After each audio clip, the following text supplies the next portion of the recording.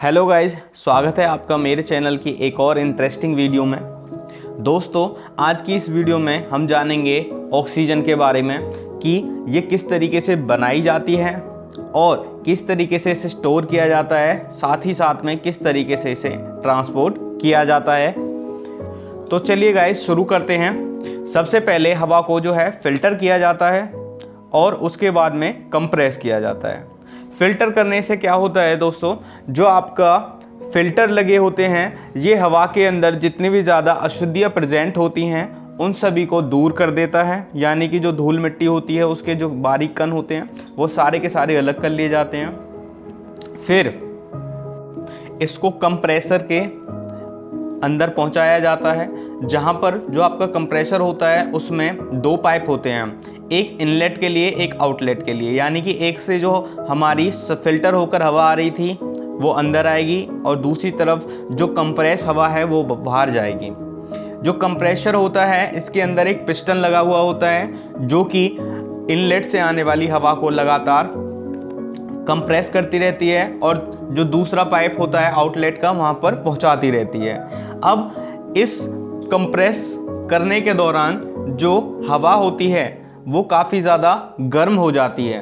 गर्म होने का कारण ये होता है क्योंकि हम उस पर बाहर से दबाव डालते हैं। इसी गर्मी को कम करने के लिए जो हमारा आउटलेट पाइप होता है इसे नाइट्रोजन, जो हमारी लिक्विड नाइट्रोजन होती है उसके अंदर से निकाला जाता है। क्योंकि आप जानते हैं जो लिक्विड नाइट्रोजन होती है काफ़ी ठंडी होती है, तो जो आपकी हवा होती है धीरे धीरे ये काफ़ी ज़्यादा डेंस या फिर गाढ़ी होने लगती है। इसके बाद इसे एक्सपेंशन टरबाइन के अंदर पहुंचा दिया जाता है, जितनी भी हवा हमारी पहुंची थी। अब जहां पर ये जो आपकी बची हुई एयर थी ये इसे लिक्विफाई किया जाता है। लिक्विफाई का मतलब इसे तरल रूप में बदला जाता है और फिर इसे एयर डिस्टिलेशन कॉलम नाम के इस टैंक में पहुंचा दिया जाता है।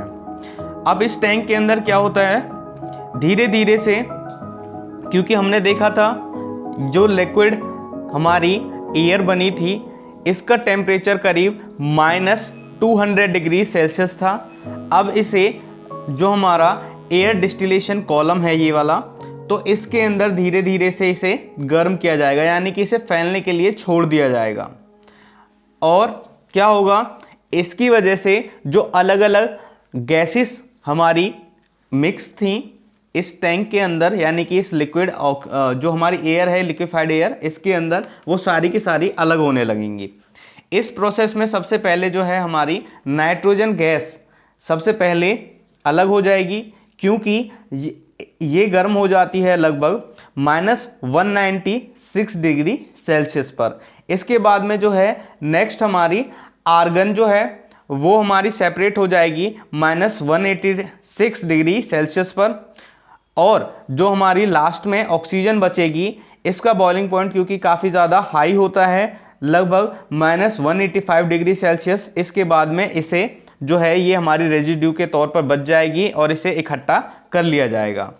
अब आप इस बात से कंफ्यूज मत होना कि जो नाइट्रोजन से ऑक्सीजन के बॉइलिंग पॉइंट है वो कैसे ज़्यादा है। आप देख सकते हैं कि जो -196 डिग्री सेल्सियस है ये काफ़ी ज़्यादा ठंडा होता है as compare to the -186 degree Celsius. तो क्योंकि हम इनको गर्म कर रहे थे -200 डिग्री सेल्सियस पर, तो सबसे पहले हमारी कौन सी गैस सेपरेट होगी, सबसे पहले हमारी नाइट्रोजन गैस जो है वो अलग हो जाएगी और फिर उसके बाद में आर्गन और लास्ट में जो हमारा रेजिड्यू बचेगा वो हो रहेगा ऑक्सीजन। अब जो ये गैसेस हमारी अलग होकर आई हैं इनमें से हर एक को उनकी जैसी जैसी रिक्वायरमेंट होती है वहाँ पर यूज़ किया जाता है। जैसे कि जो आपकी नाइट्रोजन होती है इनको खाने के सामान में पैक करने के लिए यूज़ किया जाता है। जो आर्गन होती है इन्हें स्टील और आयरन की जो इंडस्ट्री होती है वहाँ पर वेल्डिंग के लिए यूज़ किया जाता है।